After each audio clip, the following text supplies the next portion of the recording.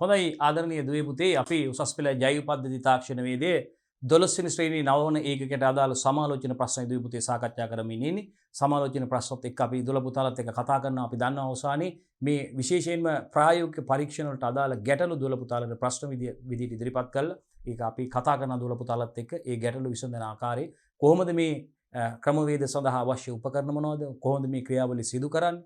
ඒවායේ නිගමන සහ සුවිශේෂිත කරුණු විශේෂයෙන් මතක තබාගත යුතු කරුණු ගැන දුවේ පුතේ අපි මේ සමාලෝචන ප්‍රශ්න යටතේම දුවල පුතාලත් එක්ක සාකච්ඡා කරනවා. ඒ යටතේ අපි දෙවෙනි ප්‍රශ්නෙටයි දුවේ පුතේ එළඹිලා ඉන්නේ. රයිට් බලමු පුතේ. දෙවෙනි ප්‍රශ්නය යටතේ අපි ආහාරයක අඩංගු තෙතමන ප්‍රමාණය හා ජල සක්‍රීයතාවයේ නිර්ණය කිරීම සිදු කරන ආකාරය පැහැදිලි කරන්න කියලායි දුවේ පුතේ ප්‍රශ්නෙන් කියන්නේ. මොකක්ද දරුවනේ ප්‍රශ්නේ අවතත් බලන්න.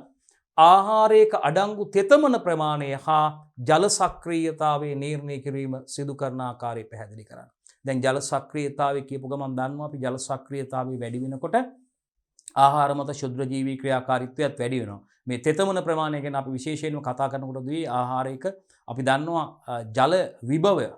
ජල විභවය ගැන ඔබ අහලා තියෙනවා. අපි දන්නවා ජල විභවයේදී අපි දන්නවා ෂයි W කියන එක ජල විභවයේ බොහෝ ජලය අපි දන්නවා වැඩි තැන සිට ජලයේ අඩු තැන තමයි ගමන් කරන්නේ ජල විභව වෙනසකට අනුව දුවේ පුතේ.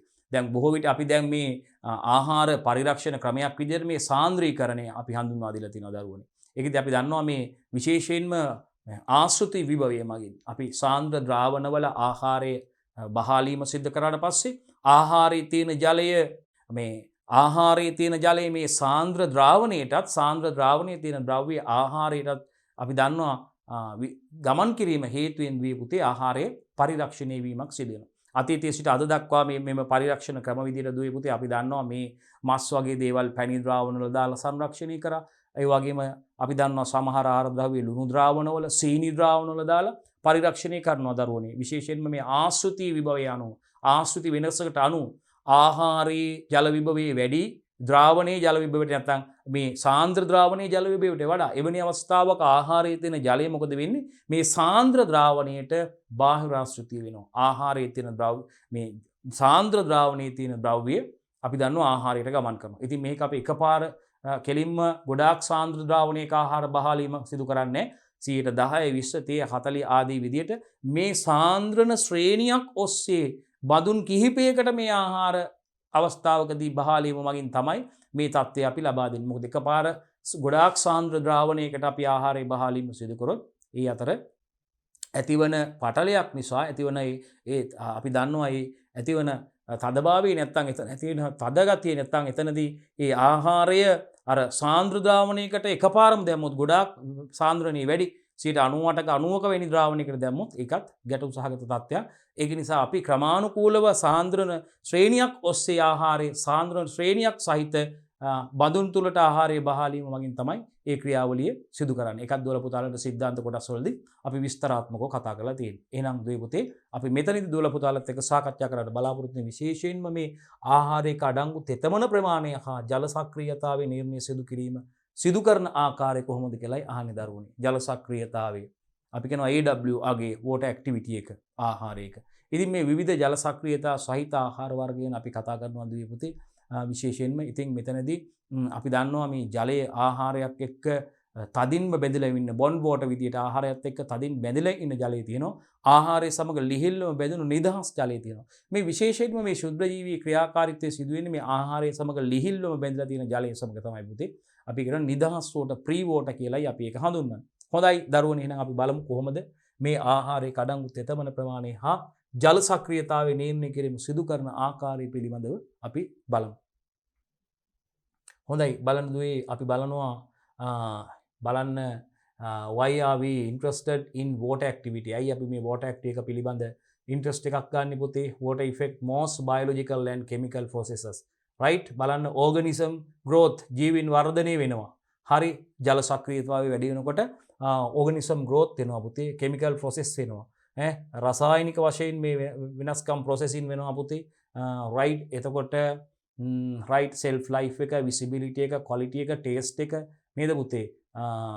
ස්පොලේජ් එක ඒ වගේම self life එක පුතේ ආහාරයක ඒ වගේම අපි දන්නවා visibility එක quality එක taste එක වගේ දේවල් වලට බලපෑම් ඇති කරගන්න පුළුවන් වෙන්න පුළුවන් මේ chemical ප්‍රොසෙස් එක සහ ඕගනිසම් ග්‍රෝත් වෙනවට මේ මෙතන ඕගනිසම් ග්‍රෝත් වෙලා තියෙනවා පෙන්නලා තියෙන්නේ මේ ආහාරවල මේ ජල සක්‍රියතාවය රයිට් ඒ වැඩි වෙනකොට ආහාරවල ජල සක්‍රියතාවය වැඩි වෙනකොට ඕගනිසම් ග්‍රෝත් වෙනවා ඒ වගේම මේ කෙමිකල් ප්‍රොසෙසස් සිද්ධ වෙන්න පුළුවන් ඒකයි මේකෙන් පෙන්නුම් කරලා තියෙන්නේ රයිට් ජල සක්‍රියතා මානයක් මගින් ආහාරවල ජල සක්‍රියතාවය මැනගන්න පුළුවන් දරුවනේ අපිට වෝටර් ඇක්ටිවිටි එක රයිට් මේ ජල සක්‍රියතා මානයක් පෙන්නුම් කරලා තියෙන්නේ මේ ආහාර කීපයක් සඳහන් කරලා තියෙනවා පුතේ මේ සෝයා ස්ට්‍රෝබෙරි නේද මේ ආහාර කීපයක් ආහාර වර්ග කීපයක් සඳහන් කරලා තියෙනවා මේ ජල සක්‍රියතාවය මැනීම සඳහා භාවිතා කරන උපකරණයක් ඒ ජල සක්‍රියතා මානයක් මීටරයක් මෙතන තියෙනවා පුතේ මේ මෙතන මේ පාට අංකයක් සඳහන් වෙලා තියෙනවා රයිට් මේ අදාළ ඒ බඳුමක් තියෙනවා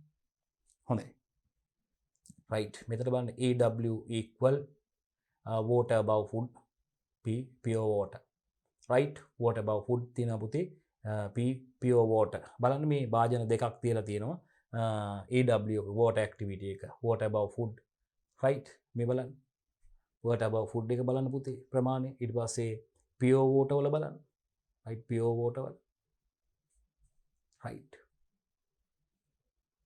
හැඳින්වීම ජල සක්‍රියතාව හෝ සමතුලිතතාවය සාපේක්ෂ ආර්ද්‍රතාව තෙතමනය සංවේදී නිෂ්පාදන වල තත්ත්වය තත්ත්ව පාලනයේ ප්‍රධාන සාධකයක් වෙනවා දුවේ පුතේ මොකද්ද පුතේ ජල සක්‍රියතාව හෝ water activity එක ජල සක්‍රියතාවය හෝ සමතුලිත සාපේක්ෂ ආර්ද්‍රතාවය equilibrium relative humidity ඔබට මතක ඇති ERH right ERH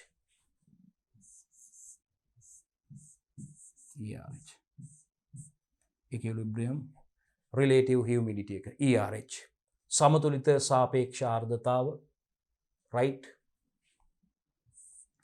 තෙතමන සංවේදී නිෂ්පාදනවල තත්ත්ව පාලනයේ ප්‍රධාන සාධකයක් වෙන මොන සංවේදීද තෙතමන සංවේදී නිෂ්පාදනවල තෙතමනේ සඳහා සංවේදී නිෂ්පාදන තියෙනවා එහෙනම් මතක තියාගන්න ආදරණීය දේ පුතේ මේ ජල සක්‍රියතාව හෝ ERH නැත්නම් සමතුලිත සාපේක්ෂ ආර්ද්‍රතාවය කියන එක දුවේ පුතේ විශේෂයෙන්ම තෙතමන සංවේදී නිෂ්පාදනවල තත්ත්ව පාලනයේදී ප්‍රධානතම සාධකය වෙනවා තෙතමන සංවේදී නිෂ්පාදනවල තෙතමන සංවේදී ආහාර නිෂ්පාදනවල තත්ත්ව පාලනයේ ප්‍රධාන සාධකය වෙන්නේ ජල සක්‍රියතාව හෝ සමතුලිත සාපේක්ෂ ආර්ද්‍රතාවය ජල සක්‍රියතාවය හෝ සමතුලිත සාපේක්ෂ ආර්ද්‍රතාවය ERH අගේ right ඉදිරියට යන්න දරුවෝ හරි මූල ධර්මය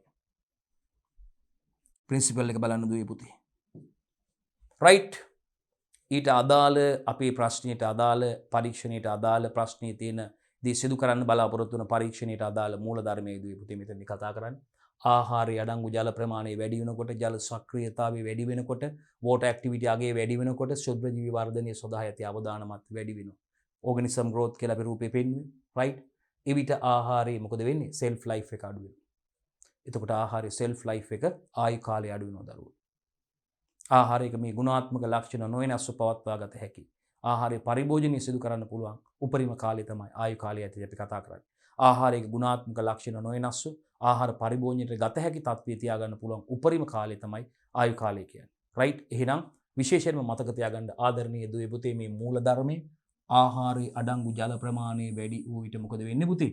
ආහාර මත ශුද්ධ ජීවි වර්ධනය සඳහා තියෙන අවදානම වැඩි වෙනවා, රිස්ක් එක වැඩි වෙනවා. එතකොට මොකද වෙන්නේ? ආහාරයේ සෙල්ෆ් ලයිෆ් එක නැත්තම් ආයු කාලය අඩු වෙනවා. ඒ නිසා ආහාරයේ ජල සක්‍රියතාවයේ යම් මට්ටමක් දක්වා අඩු වූ විට ශුද්ධ ජීවි ක්‍රියාකාරීත්වය අවම වෙනවා. යම් කිසි ආහාරයක ජල සක්‍රියතාවයේ යම් මට්ටමක් දක්වා යම් ලෙවල් එකක් දක්වා ජල සක්‍රියතාවය අඩු වුණාම පුතේ ඒ නිසා ආහාරයේ ජල සක්‍රියතාවය යම් මට්ටමක් දක්වා අඩු විට ආදරණීය දුවේ පුතේ මොකද වෙන්නේ? ශුද්ධ ජීවි ක්‍රියාකාරීත්වය අවම වෙනවා. ශුද්ධ ජීවි ක්‍රියාකාරීත්වය ආහාරයේ මිනිමම් වෙනවා, අවම වෙනවා. ජල සක්‍රියතාවය අඩු වෙනුයි තියෙන්න ඕනේ. අපි මේ සඳහා අවශ්‍ය උපකරණ ටික බලමු දුවේ පුතේ. පරීක්ෂණය සඳහා අවශ්‍ය උපකරණ ටික අපේ ක්‍රියාකාරකම සඳහා අවන් එකක් අවශ්‍යයි පුතේ, උණුනක් අවශ්‍යයි. ජල සක්‍රියතා මානයක් අපි දන්නවා පුතේ මේ උපකරණයට කියන්නේ water activity meter එක. මතක තියාගන්න අපි අර දැක්ක මීටරේ නම් කරන්න දෙයි ඔබට. අහයි. මේ මීටරේ තමයි water activity meter නැත්නම් ජල සක්‍රියතා මානය මීටරේ. water activity meter එක. ඩෙසිකේටර් එකක් අවශ්‍ය වෙනවා පුතේ. කෝවක් සහ පියනක් අවශ්‍යයි. මොයිස්චර් කෑන්. දැහි අඬුවක් අවශ්‍යයි පුතේ. කුඩා වංගෙඩියක් සහ මෝල් ගසක්. පිරිසුදු කපු පුළුන්, තිරිඟු පිටි, සහල් පිටි, බිස්කට් සහ පාන්. බර කිරීම සඳහා උපකරණයක් ඇනලිටිකල් බැලන්ස් එකක් හයි. විශ්ලේෂක තුලාවක් ඇනලිටිකල් බැලන්ස් එකක්. ඇනලිටිකල් බැලන්ස් එකක් අවශ්‍යයි පුතේ බර කිරීම සඳහා උපකරණය. මෙන්න ජල සක්‍රියතා මානය. මෙන්න උපකරණය අඳුරගන්න පුතේ. රයිට්. උපකරණය අඳුරගන්න පුතේ. මෙන්න උපකරණය අඳුරගන්න. උපකරණය නම් කරන්නේ ජල සක්‍රියතාව මැනීම සඳහා භාවිතා කරන water activity meter එක ජල සක්‍රියතා මානය කියන්නේ මේ උපකරණයට.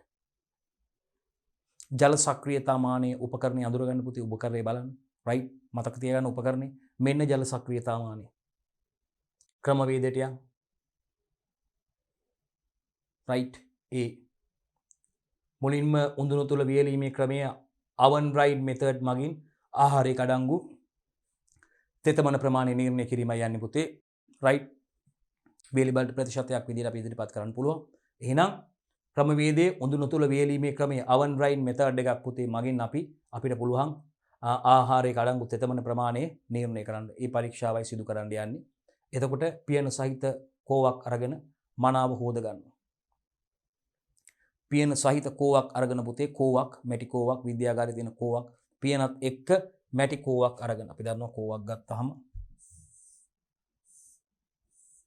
රයිට් වහන්න පුළුවන් පියන සහිත කෝව තියෙනවා දරුවනේ පියන සහිත කෝව තියෙනවා පියන සහිත කෝවක් විද්‍යාගාරයේ තියෙන පියනත් එක්කම තියෙන කෝවක් ගන්න පුළුවන් පුතේ පියන සහිත කෝවක් ගෙන ඒක කලින් ඒක භාවිතා කරපු කෝවට දාපු ද්‍රව්‍ය තියෙන්න පුළුවන් ඒ රසායනික ද්‍රව්‍ය තියෙන්න පුළුවන් ඒ නිසා මොකක් හරි කම්පවුන්ඩ් එකක් ගත් එකක් තියෙන්න පුළුවන් ඉතින් හොඳින් පිරිසුදු කර ගැනීමයි පළවෙනි අවස්ථාවේදී කරන්න ඕනේ පුතේ මේ කෝව පියන සහිත කෝවක් අරගෙන පුතේ කෝව මනාව හොද ගන්න ඕනේ පළවෙනි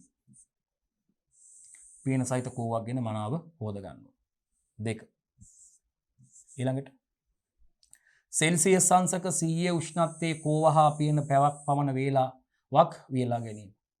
කෝව විවෘතව තියන්න ඕනේ. රයිට්. සෙල්සියස් අංශක 100 උෂ්ණත්වයේ. උෂ්ණත්වයේ සෙල්සියස් අංශක 100 උෂ්ණත්වයේ කෝව සහ පියන පැයක් පමණ වේලා ගැනීම ඩ්‍රයි කර ගන්න ඕනේ. කෝව විවෘතව තියන්න. තුන්වෙනි පියවර. වේලාගත් කෝව හා පියන භාවිතයට ගන්නා තුරු ඩෙසිකේටරය තුල තියන්න ඕනේ. මේ විදිහට වේලගත්ත සෙල්සියස් අංශක 100 උෂ්ණත්වයේ වේලගත්ත කෝව සහ පියන වේලාගත් කෝව සහ පියන භාවිතයට ගන්නා තුරු ඩෙසිකේටරය තුල තියලා තියන්න ඕනේ. පියවර අංක 4. තෙතමන ප්‍රමාණය මැනීම සඳහා සුදුසු වියලි බීජ වර්ගයක් තෝරා ගැනීම. සහල් මුං වගේ. මෝලෙන් අඹරා ගැනීම. පිටිවන තුරු හෝ කුඩා කැබලි වලට කැඩෙන තුරු 50 මෝල භාවිතයෙන් මේ මුං ඇට හෝ සහල් තෙතමන ප්‍රමාණය මැනීම සඳහා සුදුසු වියලි බීජ වර්ගයක්. ඩ්‍රයි කරගත්ත බීජ වර්ගයක්. උදාහරණයක් විදිහට සහල් මුං ගන්න පුළුවන්. වංගෙඩියට දාලා මෝලෙන් මේක කුඩු පිටිවන තුරු හෝ කුඩා සියුම් කැබලි බවට පත්වන තුරු අපිට මේක අඹරා ගැනීම නැත්නම් කොටා ගැනීම අඹරා ගැනීම සිදු කරන්න අවශ්‍යයි. රයිට්. පියවර අංක 5. පිරිසුදු කරගත් හිස් කෝවේ ස්කන්ධය කිරා ගැනීම. මේ පිරිසුදු කරගත්ත හිස් කෝවේ ස්කන්ධය අපි සිම්පල් M1 ග්‍රෑම් කියලා සඳහන් කරගන්න. Simple M1. රයිට්. මෙතන පිරිසුදු කරගත්ත හිස් කෝවේ ස්කන්ධය තමයි සිම්පල් M1 කියලා කියන්නේ. අඹරාගත් සහල් සහ මුං ඇට ග්‍රෑම් 5ක් කිරා ගන්න. අපි අඹරගත්ත මුං ඇට නැත්නම් සහල් වර්ගයකින් එකක් ග්‍රෑම් 5ක් අරගෙන කිරා ගන්න. ඇනලිටිකල් බැලන්ස් එකක් අපි ගත්තානේ. මේ විදිහට ගත්ත වියලි අඹරගත්ත නැත්නම් අර පිටි කරගත්ත නැත්නම් කුඩා කැබලි විදිහට අඹරගත්ත සියුම් කැබලි විදිහට අඹරගත්ත සහල් නැත්නම් මුං ඇට ග්‍රෑම් 5ක් කිරා ගන්නවා. හරි. පියවර අංක 7. නියඳිය සහිත කෝවේ ස්කන්ධය කිරා ගැනීම. මේ විදිහට අපි අර කෝවට නියඳිය දාලා අර ග්‍රෑම් 5ක් කිරා ගත්තනේ. ඒ නියදිය දාලා කෝවට දාලා නියදිය කෝවට දාලා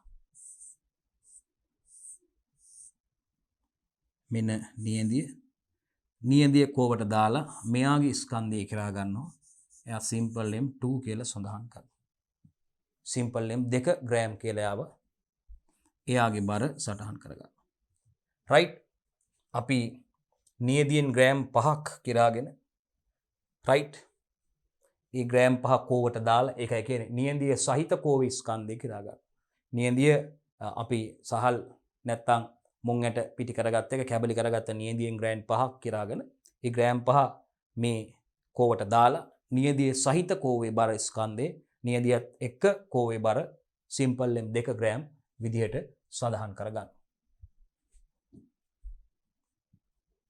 හොඳයි. ඊළඟට බර කිරාගත් නියදිය සහිත කෝවේ පියන ඉවත් කර පියනද සමග උඳුනේ තැබීම. බර කිරාගත් නියදිය සහිත කෝවේ දැන් මේක පියනකින් වහලානේ මේක තිබ්බේ. පියනකින් වහලානේ මේක තිබ්බේ. පියනකින් වහලානේ තිබ්බේ. මේ නියදිය බර කිරාගත්ත නියදිය පියනකින් වහලානේ තිබ්බේ. දැන් මොකද කරන්නේ?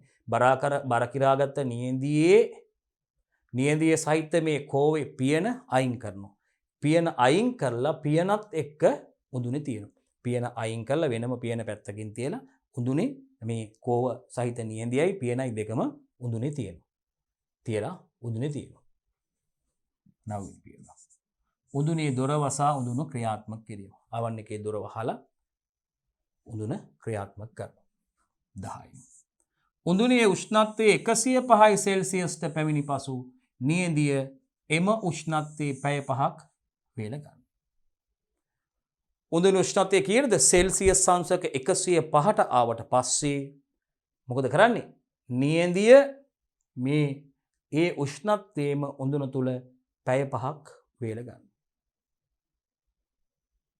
උඳුන තුල නියදිය සහිත කෝවත් පියනත් උඳුන තුලම තියලා 105 සෙල්සියස් උෂ්ණත්වයට පැමුණාට පස්සේ මොකද කරන්නේ? මේ 105 සෙල්සියස් උෂ්ණත්වයේ එම උෂ්ණත්වයේම පැය 5ක් වියලා ගැනීම සිදු කරනවා. හරි. ඊට පස්සේ ඩෙසිකේටරයේ උඳුන අසලම තබාගෙන එහි පියන මදක් තල්ලු කර විවෘත කිරීමට පහසු වන ආකාරයට තියාගන්න. ඩෙසිකේටරයත් උඳුන අසලම ළඟම තියාගෙන එහි පියන මදක් තල්ලු කරලා ඩෙසිකේටරයේ පියන මදක් තල්ලු කරලා විවෘත කිරීමට පහසු වන ආකාරයට අරින්ඩ ලේසි ආකාරයට එකත් එහෙම තියාගන්න. පියවර අංක 12. බලන්න මොකද්ද කියලා ඊළඟට. ඊළඟ මොකද කරන්නේ? උඳුන විවෘත කර උඳුන අවන් එක ඇරලා දැහි අඬුව ආධාරයෙන් කෝව වසා දැහි අඬුව ආධාරයෙන් දැහි අඬු තියෙන විද්‍යාවේ දැහි අඬුවක් අරගෙන කෝවේ පියනින් කෝව වහලා දැහි අඬුව ආධාරයෙන් උඳුන විවෘත කරලා අවන් එක ඇරලා විවෘත කර දැහි අඬුවක් විද්‍යාගාරේ දැහි අඬු තියෙන පුතේ දැහි අඬුවක් භාවිතා කරලා අපිට පුළුවන් අර කෝවේ මොඩි අරගෙන කෝව වහන්න. කෝව වසා උඳුනින් පිටට ගත්ත කෝව අර දැහි අඬුවෙන්ම භාවිතා කරලා උඳුනින් පිටතට දැහි අඬුවම භාවිතා කරලා උඳුනෙන් අවන් එකෙන් පිටතට ගන්න පුළුවන් කෝව. හරි. උඳුන විවෘත කර දැහි අඬුව ආධාරයෙන් කෝව වසා උඳුනින් පිටතට ගත් කෝව සිසිල් වන තුරු අන්න උඳුනින් පිටතට ගත්ත කෝව සිසිල් වන තුරු ඩෙසිකේටරය ඇතුලේ දාලා තියෙනවා. උඳුන විවෘත කර දැහි අඬුව ආධාරයෙන් කෝව වසා උඳුනින් පිටතට ගත් කෝව සිසිල් වන තුරු ඩෙසිකේටරය තුල තියෙනවා. රයිට්. එතෙන් දෙලගම් හරි. ඊළඟ පියවරේදී සිසිල් වූ පසු වියලන ලද නියදිය සහිත කෝවේ ස්කන්ධය සටහන් කර ගැනීම. අන්න සිසිල් වුණාට පස්සේ මොකද කරන්නේ? මේ වේල ගන්නා ලද නියදිය සහිත කෝවේ ස්කන්ධය සටහන් කර ගන්නවා. රයිට්. අපි නිකන් හිතමු මේකේ ස්කන්ධය සිම්පල් M 3 ග්‍රෑම් කියලා. හරි. ඊළඟ පියවරේදී නැවත හැකි ඉක්මනින් උඳුනේ තියලා වේලනවා. නැවතත් හැකි ඉක්මනින් උඳුනේ තියලා වේල ගන්නවා. මෙලෙස පැය භාගයක කාලාන්තරවලින් නැවත නැවත නියත ස්කන්ධයක් ලැබෙන තුරු වේලීම. පැය භාගයක කාලාන්තර පැය භාගයකට සැරයක්. පැය භාගයක් බලනවා ඊළඟ පැය භාගය ඊළඟ පැය භාගය. ඒ විදිහට මෙලෙස පැය භාගයේ කාලාන්තර වලින් නැවත නැවත නියත ස්කන්ධයක් ලැබෙන තුරු වේලීම සිදු කරන්න ඕනේ. නියත ස්කන්ධයකින් යුත් නියදිය සහිත කෝවේ ස්කන්ධය තමයි සටහන් කරගන්න. ඊට පස්සේ අපි මේ ලැබිච්ච නියත ස්කන්ධයකින් යුත් නියදිය සහිත කෝවේ ස්කන්ධය සටහන් කරගන්න අවසානයේ M3 ග්‍රෑම් කියලා. අපි M3 කියලා සඳහන් කරගමු කලින්කට. M3 කියලා සඳහන් කරගන්නේ අවසන් වශයෙන් නියත ස්කන්ධයක් ලැබෙන තුරු අපිට බර ලැබිච්ච කෝවේ ස්කන්ධය තමයි අපි M3 ග්‍රෑම් විදිහට සටහන් කරගන්නේ. හොඳයි දරුවනේ. ඊට පස්සේ අපි නියත ස්කන්ධයේ නියදිය සහිත කෝවේ ස්කන්ධය සටහන් කරගන්නවා එක M3 ග්‍රෑම් විදිහට සටහන් කරගමු මෙතන. රයිට්. අවසන් ස්කන්ධය අතන අපි ගත් එක මේ අවසන් ස්කන්ධය. රයිට් මෙන්න ගණනය කරනවා පුතේ. රයිට්. තෙතමන ප්‍රතිශතයේ ආහාර නියදිය අඩු වූ බර වේලුවට පස්සේ අඩු වෙච්ච බර අපි ආරම්භක බරින් අවසන් බර වේලුවට පස්සේ බර අඩු කරපුවාම ලැබෙන එකනේ. නියදියේ අඩු වූ බර කියන්නේ නේ. නියදියේ තෙත් බර අපි දන්නවානේ. නියදියේ ආරම්භක තෙත් බර. නියදියේ මුල් බර අපි අර කිරලා ඉස්සෙල්ලාම කෝවට අපි ගත්තේ මේ මොනවද? සහල් එහෙම නැත්නම් මුං යට අපි අඹරලා නැත්නම් ඉතාසියම් කොටස් බට කරලා ග්‍රෑම් 6ක ප්‍රමාණයක් ගත්තනේ. නියදියේ ආරම්භක බර. ඒකෙන් අපි අවසන් නියදියේ බර රත් කරාට පස්සේ නියත බරක් ලැබෙන තුරු වියල ගත්තට පස්සේ බර අඩු කරපුවාම තමයි අපිට ආහාර නියදියේ අඩු වූ බර ලැබෙන්නේ. ඒක බෙදීම නියදියේ තෙත් බර. තෙත් බරට ප්‍රතිශතයක් විදියට. නේද? තෙත් බර නියදියේ තෙත් බර යටින් අපි අර ආරම්භක නියදියේ බර තමයි මෙතන එන්නේ. හරි. එතකොට එහෙනම් බලන්න ගණනය කිරීම තෙතනම ප්‍රතිශතයේ සමානයි ආහාර නියදියේ අඩු වූ බර බෙදීම නියදියේ තෙත් බර වාරයක් C. තෙත් බරට ප්‍රතිශතයක් විදියටයි සඳහන් කරන්නේ. හරි. තෙතමන ප්‍රතිශතයේ සමානයි ආහාර නියදියේ අඩු වූ බර බෙදීම නියදියේ තෙත් බර වාරයක් 100. පැහැදිලි දරුවෝ. තෙතමන ප්‍රතිශතය මෙන්න මේ අගයන් ටික ආහාර නියදියේ අඩු වූ බර කියලා කියන්නේ ආහාර නියදියේ ආරම්භක බර M2 වලින් අඩු කරනවා අර වේල ගත්තට පස්සේ නියත බරක් ලැබෙන තුරු රත් කළා අවසානයේ වේල ගත්තට පස්සේ ලැබිච්ච බර M3 කියන බර. M2 M3 ඕනම් ග්‍රෑම් කියලා පිටින් දාගන්න පුළුවන්. ඕව බෙදීම නියදියේ තෙත් බර කියන්නේ M2 වලින් අපි අඩු කරනවා M1. ඒ කියන්නේ මොකද්ද? කෝවයි බර. කෝව සහිත පියනේ බර අඩු කරන්න එපැයි. නියදියේ තෙත් බර බලා ගන්න. M2 M1. M1 කියන්නේ කෝව පියන සහිත කෝවේ බර අඩු කරන්න ඕනේ. කියන්නේ නියදියේ දන කෝව සහ පියනේ බරයි. එතකොට එනවා අපිට දැන් මේ M2 කියන්නේ කෝවයි පියනයි කෝව තුල දාලා තියෙනවා නියදියක් දාලා තියෙනවා. ඒ බරින් අඩු කරන්න ඕනේ කෝව සහිත පියන සහිත කෝවේ බර. ඒක තමයි සිම්පල් M1 කියලා කියන්නේ. මේ බලන්න ඒකයි මේ M1 කියන්නේ හිස් කෝවේ බර හරිනේ. M1 කියන්නේ හිස් කෝවේ බර. M2 කියන්නේ වියලීමට පෙර නියදිය සහිත කෝවේ බර. වේලන්න කලින් නියදිය සහිත කෝවේ බර තමයි M2. M2 M1 කියන්නේ එතකොට නියදිය තෙත් බර ලැබිලා අපිට. හරි.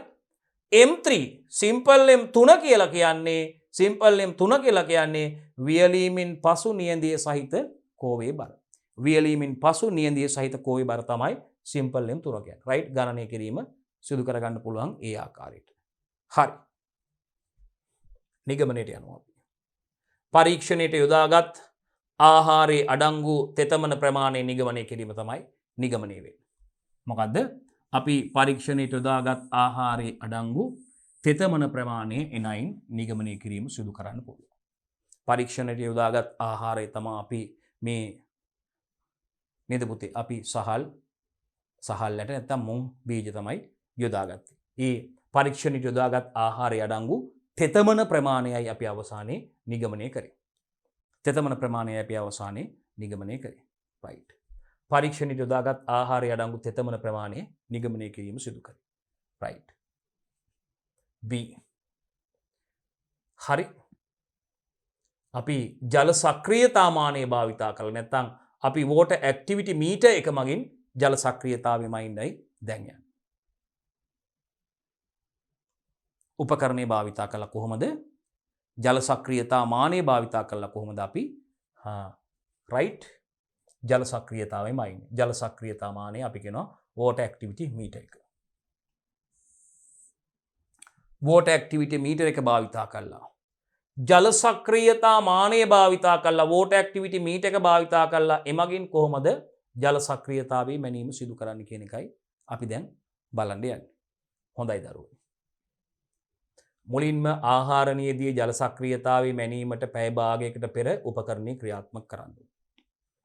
ජල සක්‍රියතාවයේ මනින්න කලින් අපි ලබා ගන්නා ආහාරණයේදී ස්පෙසිමන් එකේ අපි පැය භාගයකට පමණ කලින් මේ උපකරණය ක්‍රියාත්මක කරන්න ඕනේ. උපකරණය ඔන් කරන්න ඕනේ. උපකරණය ක්‍රියාත්මක කරන්න ඕනේ. ඒකයි කියන්නේ ආහාරණයේදී අපි ලබා ගන්නා ආහාරණයේදී ජල සක්‍රියතාවයේ මනින්න කලින් මේ ජල සක්‍රියතාමානය නැත්නම් water activity meter එක මේ නියදී ජල සක්‍රියතාවයේ මනින්න පැය භාගයකට පෙර උපකරණය ක්‍රියාත්මක කරන්න.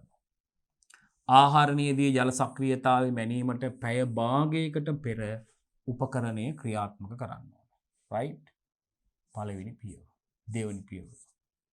තෙතමන ප්‍රතිශතයේ මැනීමේදී සිදු කළ ආකාරයටම සහල් මුං බීජ අරගෙන නියදිය කුඩා කැබලි වලට අඹරලා සකස් කරගන්න. තෙතමන ප්‍රතිශතයේ මැනීම සිදු කරපු ආකාරයටම සහල් ඒ වගේම මුං අරගෙන වනහා මූල භාවිතයෙන් මේක සිහින්ව අඹරා ගන්නවා. පිටි වෙන තෙක් හරි කුඩා සියුම් කැබලි බවට පත් වෙනකන් අඹර ගන්නවා. හරි. උපකරණයේ ඇති කුඩා ලාච්චුව වැනි කොටස විවෘත කිරීම. මේ උපකරණයේ මැනීමට යොදා ගන්න උපකරණයේ තුන්වෙනි පියවර.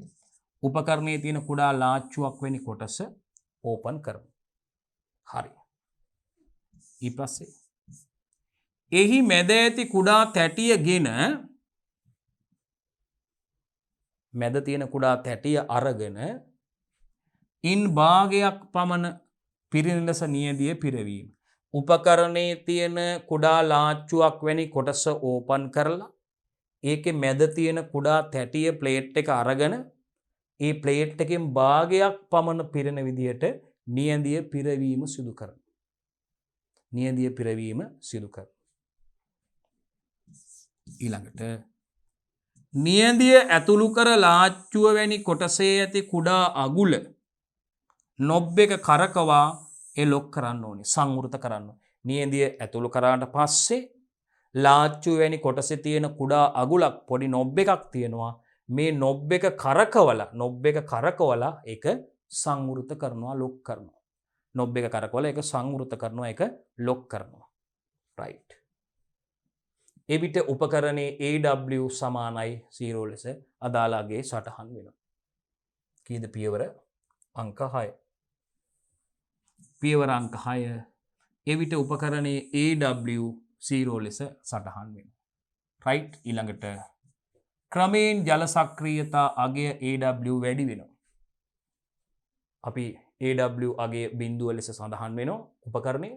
ඊට පස්සේ ක්‍රමයෙන් ජල සක්‍රියතාවගේ AW අගය වැඩි වෙනවා.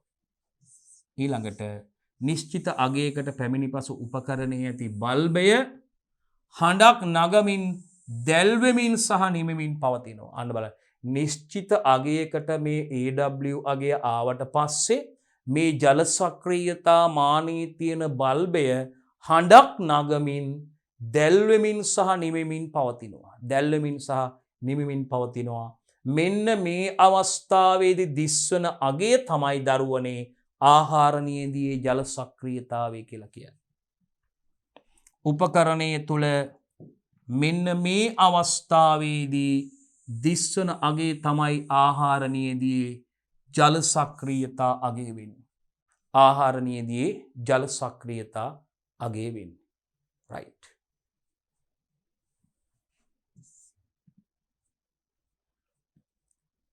නවවන පියවර. අපි නිගමනයට යනවා දරුවනේ. දී ඇති ආහාරණයේදී වල තෙතමන ප්‍රමාණය හා ජල සක්‍රියතාව නිගමනය කිරීම. අවසන් වශයෙන් අපිට ලබා දීලා තියෙන ආහාර නියඳිවල මේ උපකරණය භාවිතා කරලා ජල සක්‍රියතා මානය කියන උපකරණය භාවිතා කළ මේ නියඳිවල තෙතමන ප්‍රමාණය හා ජල සක්‍රියතාවේ නිගමනය කරනවා. තෙතමන ප්‍රමාණය හා ජල සක්‍රියතාවය නිගමනය කරනවා. දී ඇති ආහාර නියඳිවල තෙතමන ප්‍රමාණය හා ජල සක්‍රියතාවේ නිගමනය කිරීම සිදු කරනවා. රයිට්. අපි යනවා විශේෂිත කරුණුවලට. මේ ආහාර නියඳි සකස් කරනකොට පුතේ ජල සක්‍රියතාවගේ මැනීම සඳහා ආහාර නියඳි සකස් කිරීමේදී දරුවනේ වන සහ මූල ආධාරයෙන් අඹරනකොට ඝර්ෂණය මගින් උෂ්ණත්වයේ ඉහළ යාමක් සිදු වෙන්න පුළුවන්. ගැටෙනවනේ පුතේ. වන හා මූල භාවිතා කරලා මේවා කොටනවනේ. මේ ඇඹරීම සිදු කරනකොට මේ ඇතිවන ඝර්ෂණය නිසා මේ ද්‍රව්‍ය වල උෂ්ණත්වයේ ඉහළ යාමක් සිදු වෙන්න පුළුවන්. මතක තියාගන්න. හරි. මොකද්ද කියන්නේ? වන සහ මූලාධාරයෙන් අඹරන විට ඝර්ෂණය මගින් උෂ්ණත්වයේ ඉහළ යාමක් සිදු විය හැකියි. ඝර්ෂණය මගින් උෂ්ණත්වයේ ඉහළ යාමක් සිද්ධ වෙන්න පුළුවන්. එතකොට නියඳියේ ජල හානි වීමක් සිදුවන නිසා උෂ්ණත්වයේ ඉහළ යාම පාලනය වන ලෙස සහල් හා මුං ඇට අඹරා ගැනීම සිදු කර ගන්න ඕනේ. එකත් විශේෂයි. විශේෂයෙන් මතක තියාගන්න. හරි. ඊළඟට අඹරාගත් සහල් මුං ඇට කෝවි තැම්පත් කිරීමේදී පුතේ කෝව පතුලේ පමණක් ගැටිය යුතුයි. මතක තියාගන්න. අඹරගත් සහල් සහ මුං ඇට කෝවේ තැම්පත් කරනකොට ඒවා කෝව පතුලේ පමණක් ගැටිය යුතුයි. කෝව පතුලේ පමණක් ගැටෙන විදිහටයි ඒ තැම්පත් කිරීම සිදු කරන්න අවශ්‍ය වෙන්නේ. හොඳයි දරුවනේ, අපි විශේෂයෙන්ම මේ ජල සක්‍රියතාවය පරීක්ෂා කරන අන්දමයි දුවේ පුතේ මෙතනදී සාකච්ඡා කරේ. විශේෂයෙන්ම අපි තෙතමන ප්‍රමාණය ප්‍රතිශතය ගණනය කිරීම ආකාරයකුත් ගණනය කිරීම මගිනුත් මේ ජල සක්‍රියතාවය නිර්ණය කරන ආකාරය සිදු කරා පුතේ.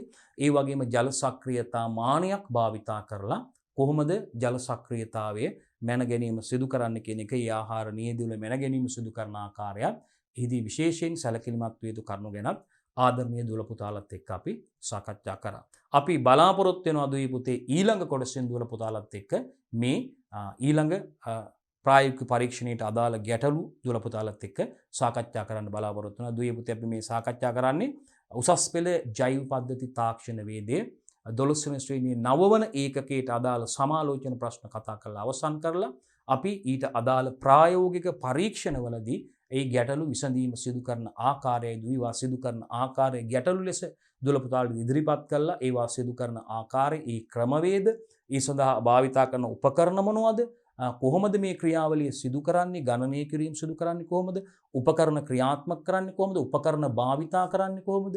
උදාහරණයක් විදිහට අපි මේකට මේ ආහාර ද්‍රව්‍ය මේ ඇතුල් කරන්න පරීක්ෂාව සිදු කරන්න ජල සක්‍රියතාවයේ තීරණය කරන්න කලින් නිර්ණය කරන්න පැය භාගයකට කලින් උපකරණය ක්‍රියාත්මක කරනවා. ඒ තොරතුරු අපි අනිවාර්යයෙන්ම විශේෂයෙන් දැනගන්න ඕන දේවල්. ඉතින් ඒ දේවල් සම්බන්ධයෙන් අපි කතා කරා. ඉතින් හොඳයි දරුවනේ, අපි ඉදිරියට යමු. හරි. මේ උඳුනොත්වල වියලීමේදී පුතේ විශේෂයෙන්ම ආහාරයට තෙතමනය උරා ගැනීම හෝ ආහාරයෙන් තෙතමනය පිටවීම වැළැක්වීමට අවන් එකක් ඇතුලේ වියලීම සිදු කරනකොට දුවේ පුතේ විශේෂයෙන්ම ආහාරයට තෙතමනය ඇබ්සෝබ් කරගන්න පුළුවන්, උරා ගන්න පුළුවන්. ඒක නිසා උඳුනක් තුල වේලනකොට ආහාරයට තෙතමනය උරා ගැනීම හෝ ආහාරයේ තියෙන තෙතමනය පිටවීම වැළැක්වීමට පුතේ මොකද කරන්නේ? අපි ආහාරණීයදිය අවට පරිසරයේ සමග ගැටෙන කාලයේ හැකිතාක් අවම කරගත යුතුයි. බාහිර පරිසරයත් එක්ක අවට පරිසරයත් එක්ක ආහාරණීයදිය ගැටීම සිදුවන කාලය මේ බලන්න. ආහාරණීයදිය අවට පරිසරයේ අවට බාහිර පරිසරයත් සමග ගැටෙන කාලය හැකිතරම් අවම කරගත යුතුයි දුවේ පුතේ. විශේෂයෙන්ම මේ කරුණ පිළිබඳව සැලකිලිමත් විය යුතු කරුණක්. රයිට්, බලන්න මොකද්ද කියලා. ආහාරණීයදිය අපි දන්නවා තෙතමනේ උරා ගැනීම හෝ ආහාරයට, එහෙම නැත්නම් ආහාරයෙන් තෙතමනය පිටවීම වැළැක්වීමට මොකද කරන්න ඕනේ? ආහාරනීදිය බාහිර පරිසරය අවට පරිසරයත් සමඟ ගැටෙන කාලය හැකි තරම් අවුම් කරගතු. එක මිනිමයිස් කරන්න ඕන. ෆයිට් උදුනු තුළ වියලා ගැනීමේදී. විශේෂයෙන් චලිකිලිමත් වෙන්න ඕන කරුණක් දරුවනි. ඊළඟට. අපි කෝවි හිස්බර ලබා ගැනීමේදී කෝවහා පියන යන කොටස් දෙකම යොදාගත්තේ නම් ඉදිරි සෑම අවස්ථාවකදීම බර ලබා ගන්නා විට පියන සමග පාඨාංක ලබා ගැනීමට සැලකිලිමත් වෙන්න ඕනේ. ගණනය කියනම වරදින්න පුළුවන්. දැන් අපි ආරම්භයේ සිටම කතා කරා දරුවනේ කෝව පියන සහිත කෝව පියන ඉවත් කළා කෝවයි දෙකම තමයි අර වේලා ගැනීම සිදු කරගත්තේ. ඒ වගේම අපි ආහාරය දාලා මතක ඇති ඔබට පියන වෙන් කළා එහෙම තිබ්බේ. එතකොට මේ හැම අවස්ථාවකදීම පරීක්ෂණයේදී අපි කතා කරා මේ කෝව පියන සහිත කෝව කියන වචනේ තිබුණා. අන්න ඒ නිසා අපි සෑම අවස්ථාවකදීම කෝවේ ස්කන්ධය කිරා ගන්නා හැම අවස්ථාවකදීම මතක තියාගන්න ආදරණීය දුවේ පුතේ මේ පියන මගාරින්න බෑ. පියන සහිත කෝවේ ස්කන්ධයයි අපි මැනගන්න ඕනේ. අපි මුලින්ම අර සිම්පල් එක කියලා කිව්වේ පියන සහිත කෝවේ ස්කන්ධයයි. අර අපි තෙත ආහාරණයේදී තෙතම නේද? මුල් ආරම්භක තෙත් ආහාරණයේදී ස්කන්ධය ගත්තනේ.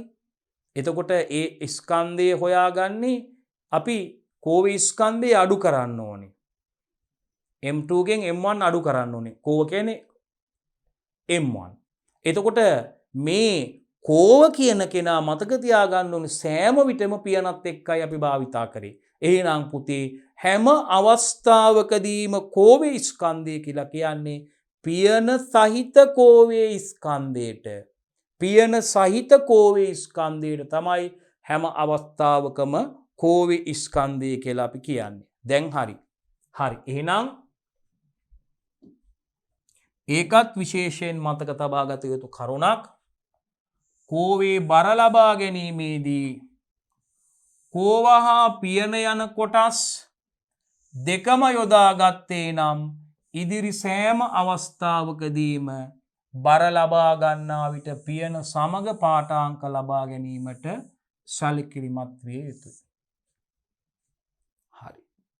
පියනත් එක්ක බර ලබා ගන්න සැලකිලිමත් වෙන්න ඕනේ. ඊළඟට 105 සෙල්සියස් උෂ්ණත්වයට රත් වූ උඳුන තුල උඳුන අපි රත් කරනවා සකස් කරගන්නේ උෂ්ණත්වයේ රත් වෙනීම කොච්චරද? සෙල්සියස් අංශක 105ට 105 සෙල්සියස් උෂ්ණත්වයට රත් වූ උඳුන තුල නියැදිය තැබීමේ අපහසුතාව හා උෂ්ණත්වයේ පහළ බැසීම නිසා ශක්තිය අපතේ යෑම සිදු වෙනවා. නියැදිය උඳුන තුල තිබෙමින් පස්සේ තමයි උඳුන ක්‍රියාත්මක කරවීම සිදු කරන්න ඕන. 105 සෙල්සියස් උෂ්ණත්වයට රත් වෙච්ච උඳුන තුල නියැදිය තැබීමේ අපහසුතාව හා උෂ්ණත්වයේ පහළ බැසීම නිසා ශක්තිය අපතේ යන්න පුළුවන්. ඒක නිසා නියැදිය උඳුන තුල තැබීමෙන් පස්සේ නියැදිය උඳුන තුල තියලා ඉවර වුණාට පස්සේ තමයි උඳුන ක්‍රියාත්මක කිරීම සිදු කරන්න ඕනේ. මං හිතන දුවලා පුතාලට ඒකත් මනාව පැහැදිලි වුණා. හරි. ඊළඟට උඳුන ක්‍රියාත්මක වෙලාවේ සිට නොව උඳුන 105 සෙල්සියස් උෂ්ණත්වයකට පැමිණීමෙන් පසු තමයි මේ පැය 5ක කාලය මයින්න ඕනේ. හරිද දුවේ පුතේ? පැය 5ක කාලය මයින්නේ උඳුන ක්‍රියාත්මක කළ වෙලාව ඉඳන් නෙවෙයි. උඳුන 105 සෙල්සියස් උෂ්ණත්වයට ආවට පස්සේ එතන ඉඳන් ඉදිරියට තමයි පැය 5ක කාලය මැනිය යුතු වන්නේ. ඒකත් සුවිශේෂිත කරුණක් ආදරණීය දුවේ පුතේ. ඒ කරුණත් අපි සඳහන් කරන්න ඕන. මෙහිදී උඳුන ක්‍රියාත්මක කළ වේලාවේ සිට නොව උඳුන 105 සෙල්සියස් උෂ්ණත්වයට පැමිණීමෙන් පසු පැය 5ක කාලය මැනීම සිදු කරන්න ඕනේ. ඒ වගේම උඳුන අසල බර කිරණ උපකරණය තැබීමෙන් වැළකීම නියැදියේ බර මැනීම සඳහා ඩෙසිකේටරය තුළ වූ නියැදිය බර කිරණ උපකරණය අසලට රැගෙන යා යුතුයි. ඒකත් මතක තියාගන්න. මොකක්ද කියන්නේ? රයිට්. තවත් සුවිශේෂිත කරුණක් දුවේ පුතේක උඳුන අසල බර කිරණ උපකරණය තැබීමෙන් වැළකීම නියැදියේ බර මැනීම සඳහා ඩෙසිකේටරය තුළ වූ නියැදිය බර කිරණ උපකරණය අසලට රැගෙන යා යුතුයි. රයිට්? ඒකත් සිහියේ තබාගත යුතුයි. ඊළඟට ජල සක්‍රියතා මානය භාවිතා කිරීමේදී අපි සැලකිලිමත් විය යුතු සුවිශේෂී කරුණු ගැනයි ආදරණීය දුවේ පුතේ දැන් අපි කතා කරන්න යන්නේ. වෝටර් ඇක්ටිවිටි මීටර් එක. ජල සක්‍රියතා මානය. අපි කිව්වා මේ උපකරණය අපි පරීක්ෂා කරන්න කලින් ජල සක්‍රියතාව මැනීමට පැය භාගයකට පමණ කලින් උපකරණය ක්‍රියාත්මක කරලා යුතුයි කියලා අපි කිව්වා. රයිට්? ඔබට මතක ඇති. එහෙනම් මේ උපකරණය ඉතාම මිල අධික වන නිසා නිවැරදි පරිහරණය පිළිබඳ දැනුවත් වෙන්න ඕනේ. විශේෂයෙන්ම නිෂ්පාදකයන් විසින් සකස් මේ ඉදිරිපත් කරලා දීලා තියෙන තොරතුරු සඳහන් වෙන තොරතුරු මොකද ඉතාම මිල අධික උපකරණයක්. ඉතාම මිල අධික උපකරණයක්. ඉතින් වැරදි විදිහට ක්‍රියාත්මක කරන්න ගිහලා උපකරණය කැඩෙන්න පුළුවන්. උපකරණයට හානි සිදු වෙන්න පුළුවන්. ඒක නිසා සුවිශේෂිත කරුණක් විදිහට මතක් කරලා දෙන්න ඕනේ පුතේ. මේ උපකරණයේ ඉතාම මිල අධික උපකරණයක්. ඒක නිසා මේ නිෂ්පාදකයන් විසින් සඳහන් කරලා තියෙන තොරතුරු වලට අනුව එහෙම නැත්නම් මේවා භාවිතා කරන්න පෙර අපි ඒවා භාවිතා කරන ආකාරය පිළිබඳ දැනුවත් වෙලා නැත්නම් යම් ඒ පිළිබඳ පුහුණුවලත් කෙනෙක්ගෙන් ඒ පිළිබඳ අපි ඉගෙනගෙන දැනුවත් වීමෙන් අනතුරුව තමයි ඊටාම ප්‍රවේශමෙන් ඒ නිවැරදි ක්‍රමවේද නිවැරදි ආකාරයට අනුගමනය කිරීමෙන් තමයි උපකරණයේ ක්‍රියාත්මක කිරීමට සහ උපකරණයේ මගින් ආහාරයක ජල සක්‍රියතාවයේ මැනීමේ ක්‍රියාවලියේදී ඒ කටයුතු බොහෝම ප්‍රවේශමෙන් සිදු කරන්න ඕන. ඒකට හේතුව තමයි පුතේ උපකරණයේ ඊටා මිල අධික බැවින් නිවැරදි පරිහරණය පිළිබඳව දැනුවත් වෙන්න ඕනේ. රයිට්? නිවැරදි පරිහරණය පිළිබඳව දැනුවත් වෙන්න ඕනේ. නිවැරදි පාඨාංක ලබා ගැනීම සඳහා මෙහි ඇති තැටියෙන් භාගයක් පමණ නියදිය පුරවන්නේ අර ලාච්චුව විවෘත කරලා මතකද ලාච්චුව වැනි කොටස විවෘත කරලා ඒ තුල තියෙන තැටියෙන් භාගයක් පමණ වනතුරුයි මේ නියදිය ආහාරයේ ජල සක්‍රියතාවය මැනීමට යොදා ගන්නා නියදියෙන් අර තැටියෙන් භාගයක් පමණයි පිරවීම සිදු කරන්නේ. ඒකත් විශේෂයි. නිවැරදි පාඨාංක ලබා ගැනීම සඳහා මෙහි ඇති තැටියෙන් භාගයක් පමණක් නියදියෙන් පිරවීම සිදු කළ යුතුයි. තැටියෙන් භාගයක් පමණයි නියදින් පිරවීම සිදු කරන්න ඕනේ ආදරණීය දුවේ පුතේ. හරි. ඊට පස්සේ බලන්න නියදිය ඇතුළු කිරීමෙන් පස්සේ නියදිය ඒ තැටිය මතට දාලා ඇතුළු කිරීමෙන් පස්සේ ලාච්චුව වැනි කොටසේ වූ නොබ් එකෙන් කලිනුත් අපි කිව්වා ලාච්චුව වැනි කොටසේ තියෙනවා පොඩි නොබ් එකක්. මේ නොබ් එකෙන් තමයි සංවෘත කරන්න ඕනේ. මේක වහන්න ඕනේ. මතක තියාගන්න. ඒකත් අපි කලින් කිව්වා. නියදිය ඇතුළු කිරීමෙන් පස්සේ ලාච්චුව වැනි කොටසේ වූ නොබ් එකෙන් සංවෘත කරන්න ඕනේ. ලොක් කිරීම සිදු කරන්න අවශ්‍යයි. රයිට්.